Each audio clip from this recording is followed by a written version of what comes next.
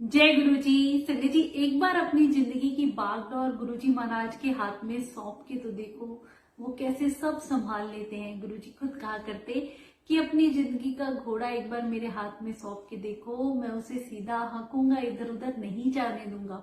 गुरुजी कहते पूर्ण सरेंडर करो, समर्पण। संगत जी, समर्पण का भाव क्या है कि हमें अपनी सारी चिंताएं, सारी परेशानियां, सब कुछ गुरुजी महाराज के चरणों में सौंप दें और एक भरोसा हमारे गुरु पे इतना हो कि गुरुजी आप ही सब कुछ संभालेंगे। और सच में वो संभालते हैं संगत जी, पर हमारा भाव ऐसा होना चाहिए। ये है बहुत मुश्किल कि हम पूरा समर्पण कर ही नहीं पाते हैं। हमारा विश्वास जब तक आधा अधूरा है तब तक हमें गुरुजी की ब्लेसिंग भी नहीं मिलती है। संगत जी, एक बहुत ही प्यारा सा सत्संग जिससे हमें पता चलता है कि जब हम पूरा समर्पण गुरुजी महाराज को सब कुछ सौंप देते हैं तो वो फिर कैसे संभालते हैं। एक अंकल आंटी गुरुजी महाराज के दरबार में जाते हैं, उनकी बेटिया की शादी होती है तो वो गुरुजी को इनवाइट करने के लिए शादी का इनविटेशन देने जाते हैं। अब गुरुजी महाराज को कार्ड देते हुए कहते हैं, गुरुजी हमारी बेटी की शादी है, आपको जरूर आना है, आशीर्वाद देना है। तो गुरुजी महाराज पहली बार में कुछ नहीं बोलते। अब आंटी फिर कहती हैं, तब भी गुरुजी कुछ नहीं बोलते। आंटी तीसरी बार कहती हैं तो गुरुजी कहते हैं, तुम्हारी बेटी की शादी है मेनू की, जाओ यहाँ से। अब आंटी अंकल थोड़े उदास हो जाते हैं कि क्या गलती हो गई, हम तो गुरुजी महाराज को इनवाइट करने आए थे। अब वो परेशान होकर मंदिर के बाहर खड़े होते हैं तो एक सेवादार अंकल उनके पास आते हैं। वो पूछते हैं, आंटी क्या हुआ? तो आंटी अंकल सारी कहानी बताते हैं। तो सेवादार अंकल कहते हैं कि आंटी आपको कहना था कि गुरुजी आपकी बेटी की शादी है, फिर देखना आंटी कैसे गुरुजी ब्लेस करते हैं। अब अंकल आंटी फिर जाते हैं दरबार में और फिर गुरुजी से कहते हैं कि गुरुजी महाराज आपकी बेटी की शादी है, आपको आना है, बिटिया को आशीर्वाद देना है।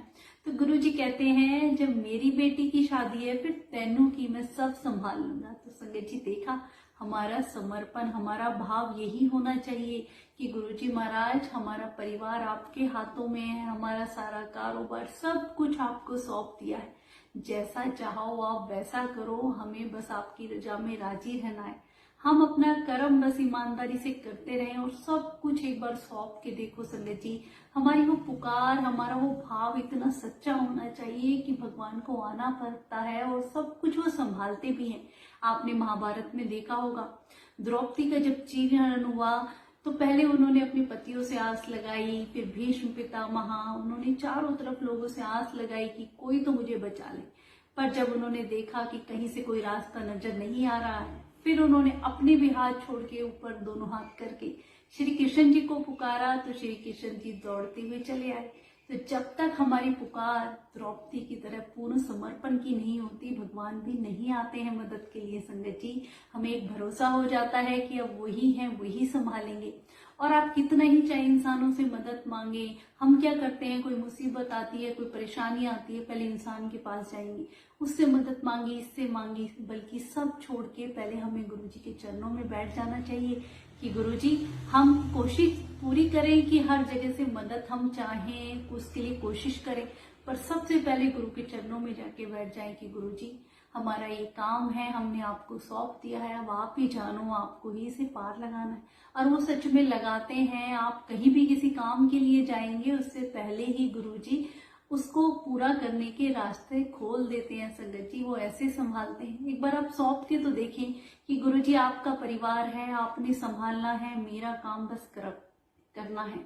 गुरुजी ने तो हमारे लिए इतना सब कुछ सरल बना दिया। संगत जी, आप सबको पता है गुरुजी महाराज ने किसी प्रकार के कोई नियम वहम भ्रमों में हमें डाला ही नहीं है, ना ही किसी रिचुअल्स में। गुरुजी कहते तुम मैनू याद करो, मैं तुम्हारे काम करांगा। तो बस हमें उन्हें याद ही तो करना है। संगत जी, कोई भी मुसीबत परेशानी आती है, गुरुजी के चरणों में सौंप दो। उस वक्त हम चिंता कर बैठते हैं कैसे होगा, क्या होगा, और पता नहीं क्या क्या नेगेटिव थॉट्स हमारे दिमाग में आते हैं, बल्कि हमें ये सब छोड़ के ही तो गुरुजी महाराज को याद करना है। जब हम उन्हें याद करते हैं तो वो हमारे सारे काम संभाल लेते हैं। संगत जी, हमारी नाव बीच मझधार में फंसी है, हमें वो सौंप देनी है कि गुरुजी महाराज ये पतवार आपके हाथों में है, उस किनारे तक आपने ले जानी है, हमें नहीं पता। सच में आप एक बार विश्वास भरोसा पूरा करके देखें संगत जी, पर हम इंसान हैं, जल्दी से भरोसा नहीं कर पाते हैं। कोई मुसीबत आती है, कोई इधर उधर भटका देता है कि इस दर पे नहीं तो दूसरे दर पे चलो, हम तुरंत चल पड़ते हैं दर छोड़ के। ऐसे आधे अधूरे विश्वास से गुरुजी महाराज की भी ब्लेसिंग नहीं मिलती है संगत जी। हमारा पूर्ण समर्पण होना चाहिए गुरुजी के प्रति। जिस दिन आपका विश्वास हो जाएगा कि गुरुजी महाराज संभालेंगे तो वो संभाल लेते हैं, पर जब आप इधर उधर सारी जगह कहीं लोगों से कहीं कैसे उम्मीदें लगाते हैं, इधर उधर करते हैं, तो गुरुजी भी देखते हैं ये सब कुछ खुद ही कर रहा है तो इसे खुद ही करने दो। नहीं संगत जी, बस अपना कर्म जरूर कीजिए, बाकी गुरुजी पे सौंप दीजिए और वो ऐसे संभालते हैं कि हर मुसीबत हर परेशानी से आपको बचाते हैं। आपको पता है संगत जी, एक बहुत ही प्यारा सा सत्संग, एक बार गुरुजी महाराज जयपुर जा रहे थे तो हाईवे था और बिल्कुल भी भीड़ नहीं थी, खाली रोड थी।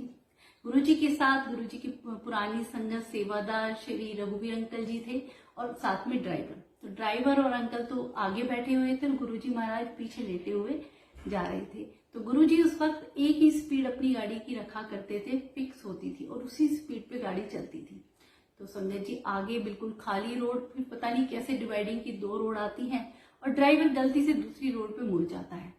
और फिर क्या होता है संगत जी कि इतनी तेज धूल मिट्टी उड़ती है और एकदम से गाड़ी में ब्रेक लगता है। रघुवीर अंकल सब घबरा जाते हैं, बाहर निकल के देखते हैं कि हुआ क्या, तो देखते हैं कि आगे खाई और गाड़ी ने तभी ब्रेक लगाया, बस मुश्किल से बचे। अब रघुवीर अंकल हैरान रहते हैं, तुरंत गाड़ी में अंदर आते हैं और ड्राइवर से पूछते हैं क्या हुआ, क्या किया, देखो आगे कितनी बड़ी खाई है, कौन सी रोड पे तुम ले आए। अब ड्राइवर कुछ असमझ में होता है, कुछ बोल ही नहीं पाता, कह रहा मुझे तो कुछ नहीं पता। तो गुरुजी महाराज पीछे गाड़ी में मुस्कुरा रहे होते हैं, कहते हैं इसको क्या पता, इसे तो नींद लग गई थी, ब्रेक तो मैंने लगाए हैं। तो संगत जी गुरुजी महाराज की लीला, उनके चमत्कार देखिए आप, गाड़ी में पीछे बैठ के उन्होंने कैसे ब्रेक लगाए। तो संगत जी इसका भाव ये है कि जब हम अपने जीवन की गाड़ी इसी तरह गुरुजी महाराज को सौंप देंगे तो वो कभी भी उसे डूबने नहीं देंगे, कहीं भी गिरने नहीं देंगे। जितनी भी परेशानियां हमारे जीवन में आती हैं, आएंगी जरूर, क्योंकि वो हमारे कर्म है, बहुत कम में कटवा देंगे और कैसे हमें गिरने से बचा लेंगे। कुछ भी ऐसा बुरा हमारे साथ होने नहीं देते हैं संगत जी। गुरु जी का प्यार इतना अनोखा होता है कि वो कुछ भी बुरा नहीं होने देते। पर एक बार पूरा विश्वास, पूरे उनके हुक्म में रहना, उनके वचनों पे चलना, उनके बताए हुए हर एक नियम को फॉलो करना, उनकी बातों को अपने जीवन में उतारना। गुरुजी ने कहा गुरुवाणी हम सुने, गुरुवाणी में जीवन जीने का ढंग है संगत जी। और जब हम इन चीजों को अपनाते हैं, इन चीजों के जरिए हम गुरुजी महाराज को याद करते हैं, तो वो हमारे सारे काज संवारते हैं संगत जी। एक बार भरोसा करके गुरुजी महाराज के हाथ में अपने जीवन की डोर सौंप के देखें कि गुरुजी सब कुछ आपका है, मेरा परिवार भी, मेरा कारोबार भी, सब आपने ही संभालना है, बस मेरा काम है ईमानदारी से अपना कर्म करना। फिर देखिए संगत जी, एक बार कहते हैं ना गुरुजी से तार जुड़ जाए तो फिर उनके नजारे देखने लायक होते हैं। कैसे वो जीवन में खुशियां भर देते हैं। अनंतम अनंतम शुक्राना।